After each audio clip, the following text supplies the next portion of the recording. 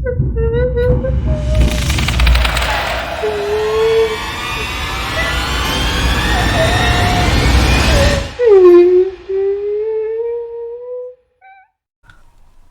सभी का स्वागत है भूतवानी में। आज मैं आपके सामने मेरे दोस्त विकास की आप बीती लाया हूँ। हेडफोन्स लगाकर तैयार हो जाइए, मैं अब कहानी शुरू करता हूँ। बात 2007 की है। मैं किसी काम से खड़गपुर गया हुआ था। ट्रेन को स्टेशन शाम के 7 बजे पहुँचना था, पर लेट होने के कारण मैं रात के 2 बजे पहुंचा। जब मैं उतरा तब स्टेशन में बस मैं ही था। मैं बाहर निकला स्टेशन से और ऑटो वाले को ढूंढने लगा। मुझे होटल ढूंढना था, पर इतनी रात ऑटो वाले नहीं मिल रहे थे। तभी मैं पैदल ही होटल खोजने निकल पड़ा। काफ़ी भटकने के बाद मुझे एक होटल दिखा। होटल काफ़ी पुराना था, मानो कि सालों से यहाँ कोई ना आया हो। पर मैं थक गया था और दूर दूर तक कोई होटल था नहीं, तो मैं वहीं चला गया।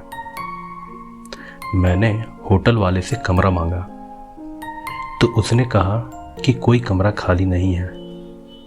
मैंने काफ़ी रिक्वेस्ट किया कि दूर दूर तक बस एक यही होटल है, प्लीज़ मुझे एक रूम दे दो।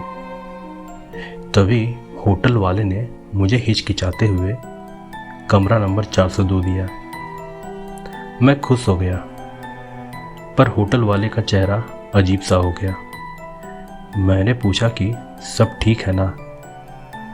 उसने कहा, साहब सब ठीक है, आप कमरे में जाइए। मैं कमरा खोलने ही वाला था कि अचानक मेरे पैरों के पास से एक बिल्ली गुजरा। मैं डर गया, मानो कि मुझे बिल्ली संकेत दे रही हो कि अंदर मत जाओ। फिर भी मैं डरते हुए कमरे के अंदर गया और बैग बिस्तर पर रखा और फ्रेश होने के लिए वॉशरूम चला गया। फिर कुछ देर बाद आकर मैंने कुर्सी से बैग उठाया और कुछ ढूंढने लगा। तभी मुझे याद आया कि मैंने तो बैग बिस्तर पर रखा था, कुर्सी पर कैसे आ गया। मैंने फिर सोचा कि मैंने बैग कुर्सी पर ही रखा होगा और फिर मैं बिस्तर पर गिर पड़ा। मैं इतना थका हुआ था कि मुझे तुरंत ही नींद आ गई। मैं सो ही रहा था कि अचानक मेरी आंखें खुल गई। मुझे लग रहा था कि खिड़की के बाहर से कोई मुझे झांक कर देख रहा है। उसकी आंखें चमक रहे थे। एक पल के लिए तो मैं डर ही गया। फिर मैंने हिम्मत करके गौर से देखा तो वह वही बिल्ली थी। फिर मैं सो गया। तभी मेरी नींद किसी के रोने की आवाज़ से टूट गई। मैंने सोचा कि बगल के कमरे से आवाज़ आ रही होगी। फिर मैं सोने की कोशिश करने लगा, पर मुझे नींद नहीं आ रही थी। काफ़ी मशक्क़त के बाद मुझे नींद आना शुरू ही हुआ था कि तभी मुझे सन्नाटे में किसी के सांस लेने की आवाज़ आने लगी, मानो मुझसे बस कुछ ही कदम दूर कोई खड़ा हो। मुझ में इतनी हिम्मत न थी कि मैं कंबल से सिर निकालकर कि तिरछे नज़रों से देखूं कि कौन है। मुझे डर लग रहा था कि अगर सच में कोई है और अगर मैं उसे जब देखूं और वह भी मुझे ही टकटकी लगाकर देख रहा हो तो मेरा क्या हाल होगा। ऐसा सोचकर मेरा बुरा हाल था। दिल इतना तेज से धड़क रहा था कि मानो अभी छाती से बाहर आ जाए। मैं डर से काँप रहा था। सन्नाटे में एक एक पल गुजारना काफ़ी मुश्किल हो रहा था। मैं बस चाह रहा था कि कब सवेरा हो और मैं यहाँ से भागूं। तभी अचानक कमरे में कांच का एक बर्तन गिरा। मेरे रोंगटे खड़े हो गए। मैंने ऊपर वाले को याद करना शुरू कर दिया। फिर तभी मैंने देखा कि यह फिर से वही बिल्ली है।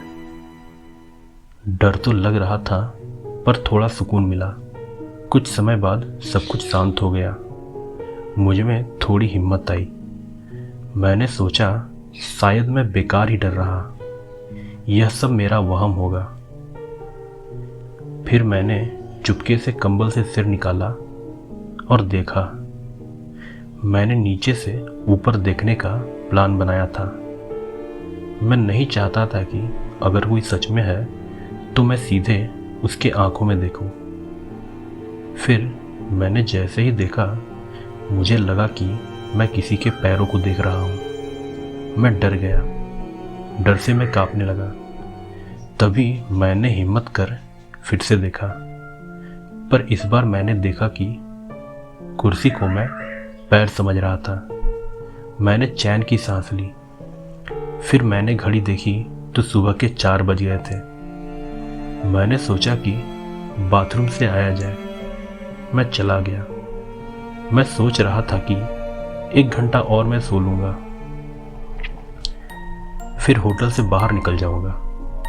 फिर मैं बाथरूम से निकलकर हाथ पैर पोंछा और सोने के लिए बिस्तर पर जाने ही वाला था कि मैंने देखा कि बिस्तर पर कोई और सोया हुआ है। मेरे होश उड़ गए। मैं दौड़ते हुए कमरे से बाहर निकला और होटल वाले के पास गया। मैंने उसे सब कुछ बता दिया। उसने कहा कि मुझे इसी का डर था, मैं इसीलिए आपको कमरा नहीं दे रहा था। पिछले साल एक लड़की का मर्डर हुआ था इसी कमरे में, तभी से कभी कभी वह कमरे में दिखती है, पर किसी का कोई नुकसान नहीं करती है। फिर मैंने बोला कि भाई साहब यह सब पहले बताना था ना।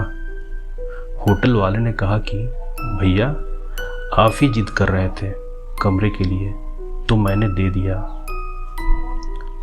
फिर सूरज निकलने के बाद होटल वाले ने मेरा सारा सामान मुझे ला कर दिया और मैं वहाँ से भाग निकला। आज भी जब मैं याद करता हूँ तो मेरे रोंगटे खड़े हो जाते हैं। तो दोस्तों यह थी मेरी कहानी। उम्मीद करता हूँ कि आपको डराने में थोड़ा सा कामयाब रहा। अगर अच्छा लगा हो तो लाइक और शेयर करें, और अगर और भी कहानियाँ सुनना हो तो सब्सक्राइब करें। धन्यवाद।